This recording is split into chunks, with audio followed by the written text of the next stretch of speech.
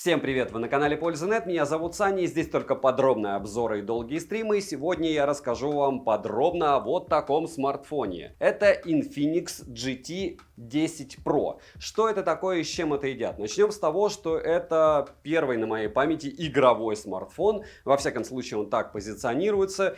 Сейчас уже в районе 20 тысяч рублей. У нас здесь есть диод, вот этот вот мигающий, прямо как у Нафина. Помимо этого 120 Гц экрана. Почти эталонная плотность пикселей в 395 ppi для чего? Правильно, для игр, либо потребления контента. И это эталонная плотность для средняков. Если говорить о процессоре, он довольно хороший, это 8050, это не какой-то там Helio. Помимо этого, разумеется, здесь есть мини-джек, и это круто. Здесь есть зарядка обходная, как в игровых смартфонах, минуя аккумулятор. Это вау, если вы захотите играть. Если говорить о каких-то других особенностях, в 4К 30 FPS он может снимать на основной модуль камеры, в 2К 30 FPS он может снимать на фронтальный модуль камеры. Здесь минимальный подбородок, очень маленькая дырка под фронталку. Помимо этого, очень приличная яркость у экрана, притом даже на солнце вы 100% его увидите там далеко за 1000 люксов. Все увидите в ролике по тестам. Так он, в принципе, всегда может светить под 800 люксов в максималке. Яркость в играх не сбрасывает. В Твиче уже гонял. Обзор одним кадром будет на канале. Но все ли так хорошо за эти 20 тысяч рублей? Обязательно постарайтесь досмотреть, дорезюмирую. Либо пролистайте на него, и я вам расскажу про то, что это такое. И зачем это надо? И кому это надо? Смотрим. Распаковка. Поставляется этот смартфон в интересно оформленной коробке из плотного картона. Упаковано все хорошо. В комплекте мы имеем краткое руководство, силиконовый чехол. Довольно плохого качества, но это не удивительно. Защитное стекло на экране с хорошей олеофобкой. Стикеры. Сам смартфон. Кабель с USB-A на Type-C. Блок питания на 40 Вт. И ключ для извлечения прорезиненного слота под 2 нано-сим-карты и карту памяти microSD до 1 терабайта. Плюс упаковку можно использовать как подставку-колонку, что, конечно, мало для кого будет актуально. Я еще читал, что если где-то покупать, то еще и наушники идут, и триггеры. Но у меня вот в комплекте что было, то было. Смартфон весит 190 граммов, а габариты 162 на 76 на 10,6 мм. И первое, что бросается в глаза, это безумно низкое качество пластика. Но об этом чуть-чуть позже. Розыгрыши моря, читаем описание, какие сейчас актуальны. Постоянно это 5 Mi Band 8 серии. Разыгрывается за лайк, подписку и комментарий к любому видео ежемесячно. Подписывайтесь с колоколом, не забудьте подписаться на телеграм-канал скидок. Я как раз сегодня только закидывал альтернативы и сам смартфон по довольно приятному ценнику. Телеграм-канал взаимопомощи, где мы делимся мыслями, что лучше приобретать и за какие деньги. И мой личный телеграм-канал, где я с вами общаюсь в режиме реального времени 24/7 постоянно. Перейдем же к обзору. Поехали. Приобрести GT 10 Pro можно в черной и серебристой расцветке. Притом серебристая стоит дешевле обычно. Дизайн смартфона с тыльной части очень походит на смартфон Nothing, только у GT 10 Pro LED-подсветка находится в блоке камер, ну и, разумеется, выглядит она дешево и проще. Подсветка имеет 5 сценариев, такие как входящий звонок, уведомления, игры, зарядка и включение смартфона. Притом, опять же, по отзывам, а уже есть форумы, которые обсуждают этот смарт, люди-то накупили. Подсветка у всех работает по-разному, максимально хаотично, но ввиду того, что прошивок обновлений нет, с этим люди и живут. По эргономике. Грани прямые, тыльная часть выполнена из пластмассы, как и рамка. Сборка смарта неплохая, но качество материалов прям очень дошманское. Хотя сборка, повторяюсь, хорошая. Никакого там продавливания в каких-то местах у него нету. В руке смартфон лежит довольно удобно, он не тяжелый, грани не натирают, но пользоваться одной рукой лично мне не всегда удобно. На корпусе расположили кнопку питания, качель регулировки громкости, разъем USB Type-C OTG версии 2.0 с поддержкой протокола Power Delivery версии 3.0, микрофоны, стереодинамики DTS с Hi-Res сертификацией, качество звука среднее, громкости достаточно. Но даже учитывая то, что установлены два основных динамика, есть заметный перекос по звучанию. Но не такой лютый, кстати, он же все-таки ближе к стерео. Плюс за то, что в стоке есть несколько предустановленных эквалайзеров под разные сценарии использования, и даже простой кастомный эквалайзер. Стандартные Bluetooth кодеки на борту, Bluetooth, к слову, версии 5.3, что неплохо. Вибромотор хоть и с поддержкой 4D вибраций, но он далек от идеала. Силу вибраций настроить можно, он лучше, чем ультрабюджетный, но такое себе. ИК-порта в наличии нет, а вот мини-джек завезли. и это хорошо. Имеется защита от пыли и влаги стандарта IP53, считайте номинальная, но хорошо, что есть. Смартфон оснащен AMOLED-дисплеем на 6,67 дюйма с разрешением 2400 на 1080 пикселей. Подбородок не громадный, но в наличии. Вырез под селфи-камеру не каплевидный, довольно маленький. Кстати, плотность пикселей эталонная средняка 395 ppi, соотношение сторон 20 к 9, контрастность 5 миллионов к 1. Цветовой охват 100% DCI-P3, поддерживается 1 миллиард цветов и 10 бит. Пиковая яркость 900 нит. По моим замерам на 100% яркости экран выдает 780 люксов, при том, что в автояркости он и правда показывает неплохие значения. Все видите на экране. На солнце видно будет. Автоматическая регулировка яркости работает неплохо, частота обновления экрана максимум 120 Гц. В настройках также можно выбрать автоматический режим. Тач на 360 Гц. В тесте на дискретизацию касания смартфон выдал не очень хороший результат. Тест на мультитач 10 касаний он проходит, и это хорошо. Но тач самый ужасный из всех смартфонов, что я встречал вообще. То есть худшего я не встречал за всю историю своего блогинга в 6 лет. Может быть, мне так не повезло, я всегда это допускаю. Мне вообще очень часто, по мнению многих фанатов некоторых брендов, брак. PWM димминг до 1920 Гц. Показатели шума выше 15% не поднимаются. Это средний результат. Хотелось бы лучше, но что есть, то есть. Скажем так, это неплохо. Always on Display не полноценный, притом непонятно, как он вообще настраивается. Надеюсь, что с обновлениями там будет что-то понятнее, потому что черт ногу сломит в их ПО сейчас. Разблокировать экран можно при помощи сканера отпечатков пальцев, расположенного под экраном, распознавания лиц и стандартными способами. Сканер отпечатков пальцев работает, кстати, хорошо, но промах у меня случается 1 из 4 раз, обычно 1 из 5. В целом неплохо. Внести отпечаток одного и того же пальца несколько раз нельзя. Распознавание лица срабатывает неплохо даже под углом. Внести биометрические данные можно только одного лица. Переходим к самому интересному. Процессор здесь установлен неплохой 8-ядерный Mediatek Dimensity 8050 с техпроцессом 6 нанометров и максимальной частотой в 3 ГГц. Графический процессор ARM Mali G77MC9, стандартный обвес, интерфейс XOS 13 на базе Android 13 версии. Система работает некорректно, она не оптимизирована, ужасный шрифт и есть много предустановленных приложений, ко всему обновления прилетают нестабильно. Точнее, на данный момент, на момент издания ролика, за 3 месяца обновлений не прилетало смартфон ни разу. По их мнению, он идеален. Оперативная память LPDDR4X на 8 ГБ, внутренняя память UFS 3.1 на 256 ГБ. Имеется поддержка Wi-Fi 6 серии, поддержка 5G сетей, 4G сетей ниже. Для 4G 7 и 20 бенды на борту связь смартфон ловит не лучшим образом, так как связь периодически у меня отваливается, но датчик приближения меня вообще никак не подводил. С другой стороны, есть пользователи, у которых все было хорошо по отзывам, хотя я допускаю, что это продавцы. NFC поддерживается, что хорошо, так что можно установить MirPay, GPS-тест показывает точность у меня 2, но это стандартно для Mediatek. В принципе, не все так плохо. Емкость аккумулятора 5000 мАч, в PC-марке Smart выдал 6 часов 37 минут, я тест проводил на 100% яркости со 120 Гц экрана, а в Work Performance он выбил 14 тысяч. Кстати, хочу отметить, что у кого-то приходят смарты с аккумулятором в 3000 мАч, и, как я понял, это рандом. Я бы сначала подумал, что это происки конкурентов, кто-то пишет, что нет, у меня не 5000 мАч, у меня 3000, но скорее всего это правда, потому что в комментариях таких очень много. У меня все хорошо, вот конкретно в моей модели. Беспроводной зарядки, разумеется, нет. От родного адаптера питания у меня он в реальности зарядился за 1 час, у кого-то он заряжается за час 20, у кого-то за час 15, от 0 до сотки. Также во время игр можно использовать функцию обходной зарядки для того, чтобы питать смартфон напрямую, а не через батарею, что однозначно нереальный плюс. Но это нивелируется с тачем, потому что играть в это дело просто невозможно. Для стабильности в играх используется игровой движок All Sensory. Поедать за час просмотра видео на YouTube по Wi-Fi у меня в среднем на 100% яркости 6-7% заряда. Это много. В PUBG с одновременным стримингом на Твиче уходит в среднем 28%, но это не игра, просто испытание какое-то на прочность, потому что играть в этот смартфон невозможно. Микрофоны во время стрима отваливались из-за перегрева, но такое было не только у этого смарта, я скажу. Хотя графику я понижал, все равно ничего не получилось с ним. Ну ладно. Перейдем к тестам. Результат прогонки в тротлинг-тесте вы видите на экране, как и результаты в одноядерном и многоядерном тесте в Geekbench. 3D Mark видите, в Antutu выдал он 730 тысяч попугаев, потратив 6% заряда на тест, это неплохо. Storage Test показал тоже неплохие 61 тысячу. 45-минутный стресс-тест прошел плохо, что неудивительно для Dimensity. Переходим к камере. По факту, по большому счету, это реально все затычки. Что бы я сейчас вам не рассказывал, это максимально эконом-класс. Не на эту стоимость. То есть за эту стоимость вы можете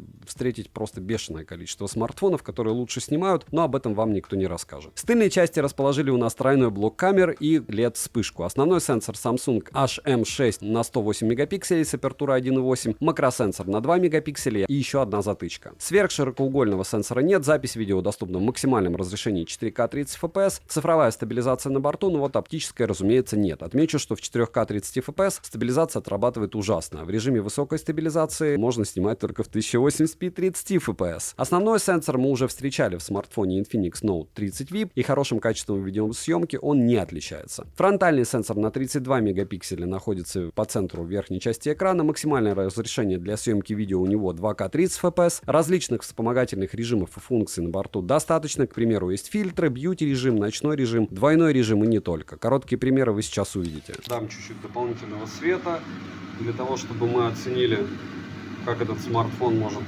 с нашими любимыми стандартными задачами фудблогинга справляться.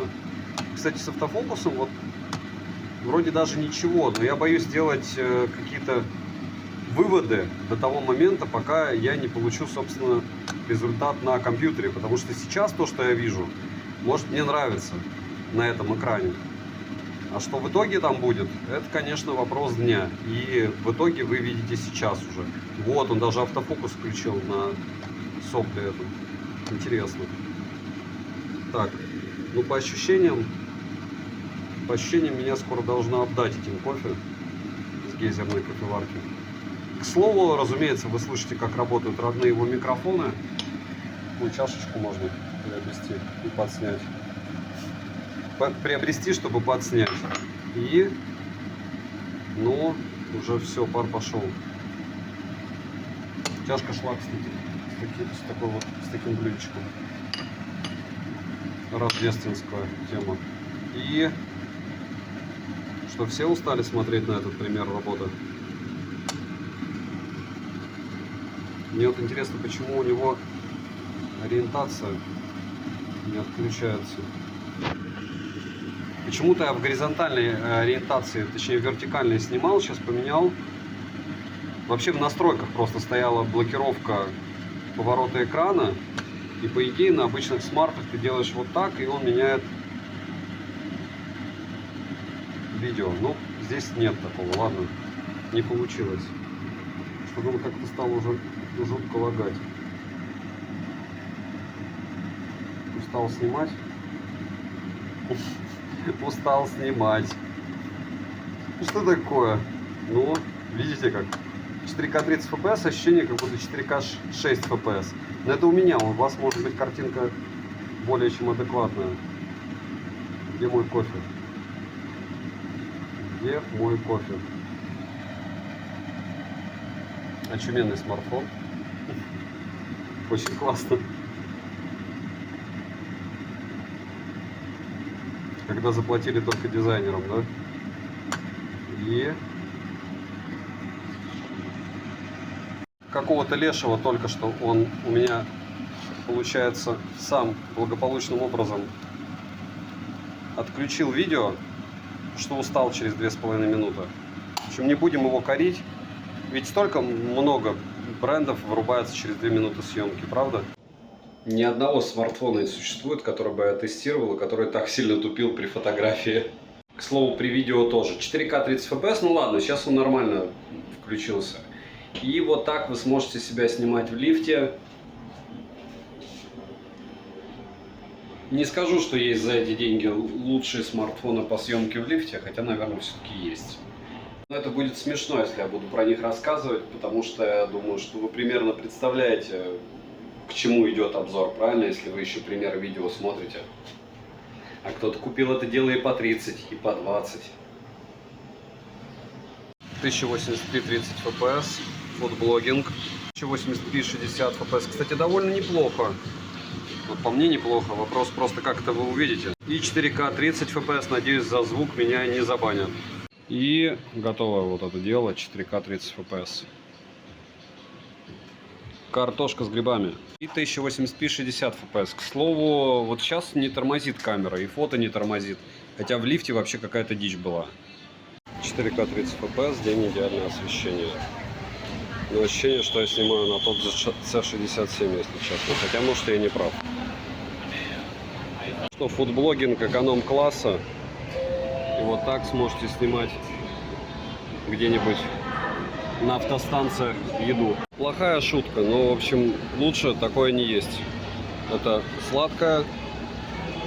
А к чему это все? Потому что вот так сможет снимать в 1080p 60 fps дышащая камера. Такое ощущение, что здесь вообще стабилизации нет. Сейчас я включил режим максимальной стабилизации на 1080p 60 fps, стало лучше. Но картинка вы сами... Вот у меня нет ощущения, что здесь 60 fps. Посмотрим, как это дело запишется. Немного фронталки в 2К 30 fps. Довольно-таки неплохо. Правда? Роллинг шаттер. Ну прям неплохо. Во всяком случае на телефоне. Я говорю, то, как вы видите, может быть все очень плохо. И 1080p 60 fps. Тоже фронталка. И за эти деньги мне нравится, как она снимает. Не дешман. Основной модуль 1080p 60 fps. Смотрим, как здесь стаб работает, автофокус и остальные дела, когда спускаешься по ступенькам. Ветер задувает. Солнца, кстати, нет. Я не знаю, почему так что-то с картинкой это такое творится непонятное. Но это основной модуль, разумеется. И вот так сможете снимать. И еще 1080p 60 fps, съемка против солнца, как многие скажут, ну кто против солнца снимает? Да многие, потому что чаще всего нет времени выбрать ракурс, оббежать. И вот так спиной, если будете снимать различные объекты. Если встать, ну картинка трясется конкретно, я не знаю, где здесь стабилизация. Сейчас 1080p 30 fps, максимальная стабилизация. И вот сейчас, да, сейчас какой-то стаб виден. Опять же на экране. На экране, может быть, вы видели стабы в 4К и в 1080p 60 fps. Но по факту он работает только в 1080p 30 fps, что видно во всяком случае. Может быть, как-то это по-другому. Если говорить про автофокус и... Серьезно?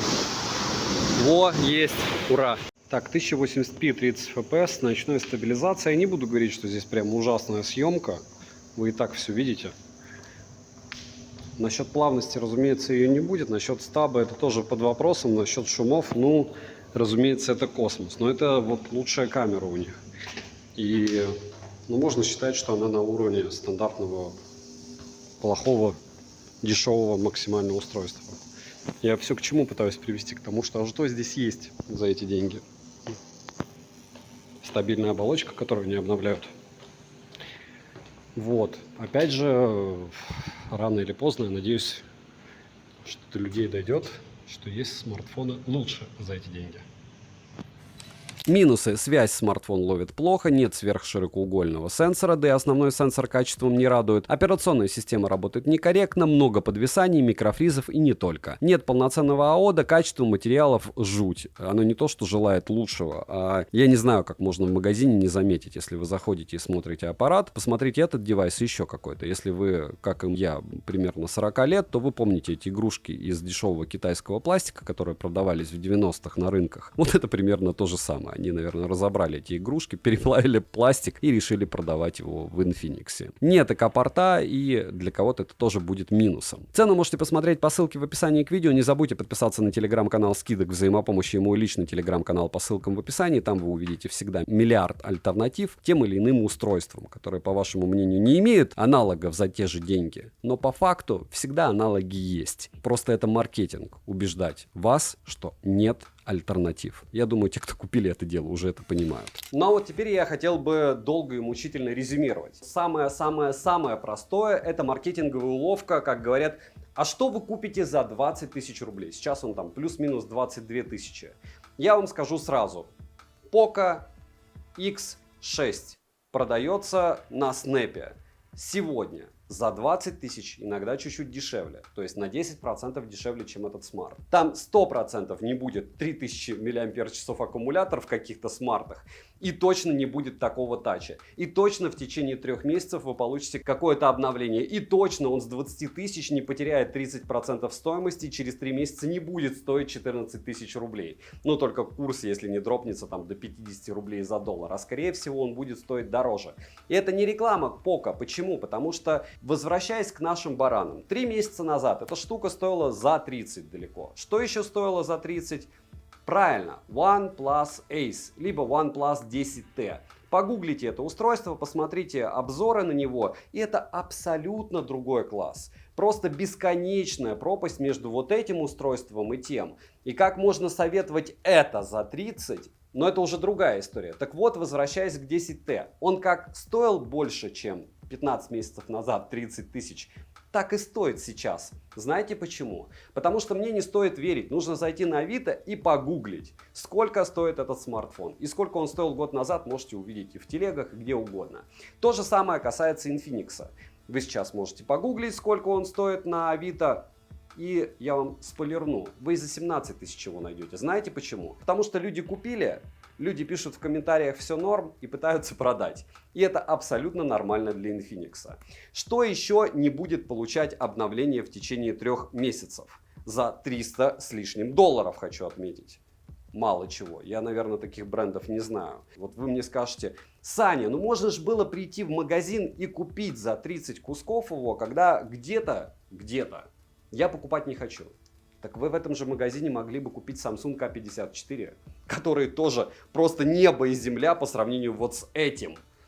И для того, чтобы это понять, не нужно разбираться в технике, не нужно понимать в баллах в Antutu, не нужно попытаться поиграть и понять, что сенсор здесь шлаковый, не нужно проверять батарею, может быть вам повезло, как и мне, она у вас нормальная. Нужно просто прийти в магазин и посмотреть на качество вот этого пластика. Посмотреть, как, не знаю, блок вот этот вот под симки расположен и где. То, что они не смогли его отцентровать, ну, они непонятно что, непонятно как сделали. Посмотреть, как расположен Type-C-шник. Почитать отзывы не только продавцов. Понятно, что очень много людей закупило их, ну не знаю, по 130, по 140 долларов и продавало их по 300. Теперь продает по 200.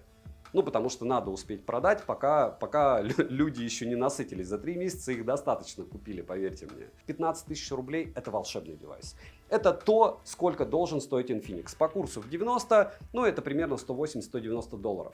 Неважно, что они сюда запихали и какой у вас будет маркетинг, как вам это будут питчить. Да, я могу акцентировать ваше внимание: диоды только у Nothing. А помните, при старте продаж они стоили по 80 тысяч рублей, Nothing 2. Обходная зарядка. Вау! Все, что нужно для игры. И мини-джек. И яркость экрана топ. И, в принципе, камер вам хватит. Вы же понимаете, что это мертворожденный девайс. То есть это девайс, который завтра ты не продашь. Вопрос даже не в том, насколько он хороший или плохой. Вопрос в том, что это третий эшелон, который продается в 2 раза дольше, чем Xiaomi. Существует в 2 раза дольше, чем Xiaomi. Или любой другой крупный бренд. Это супер большой бренд. Я не буду вам рассказывать, что это лидеры Африки, у которых великолепно снимают темную кожу, потому что лидеры они в Африке не в этих смартфонах, а в интеловских, в тапиках, потому что у них огромная автономность, а не вот эта вот штуковина. В Африке не покупают игровые смартфоны по 300 долларов, которые потом стоят через 3 месяца 200. Я очень рад, что они выпускают подобные устройства. Я их покупаю, а Zero 30, допустим, купил. Кстати, на Zero 30 пришла обнова. Не особо это сильно что-то поменяло, но все равно. Я повторяюсь, за 20 тысяч рублей попробовать купить, чтобы потом когда-нибудь вернуться на мой канал и прислушаться, я однозначно вам советую. Своим подписчикам, кто более-менее верит мне и понимает, что я разбираюсь в первую очередь даже не в технике, а в том, сколько она должна стоить. Я еще раз напомню, друзья, вы видели, что до того, как Infinix пришел в Россию и начал раскидывать дипломаты, которые, кстати, я им безумно благодарен, потому что у меня от Infinix тоже есть много рекламы на канале, я не обиженный, посмотрите за прошлый год. До этого момента я также обозревал Infinix, также обозревал Tecno, но они стоили адекватных денег, они стоили 150 долларов, это их цена. Ничего не поменялось от того, что они стали рассылать рекламные штуки, они ПО не допилили. Вот все, Ctrl-C, Ctrl-V, даже шрифт тот же остался. У меня есть друг, который покупает мои смартфоны и потом перепродает. То есть у него большой магазин, И, чтобы вы понимали, это лучший смартфон, по его мнению, и я с ним согласен. Он его уже продавал и покупал, вот подобный, у него такая же модель лежит, 8 раз. 8 раз люди покупали, приходили и продавали ровно в 2 раза дешевле. И для него это кладезь. Infinix люблю, Tecno люблю. Вам огромное спасибо за просмотр. Повторяюсь, девайсу очень много различных сценариев использования я вам назвал. Однозначное да для очень многих людей. Добра и удачи вам, дорогие друзья.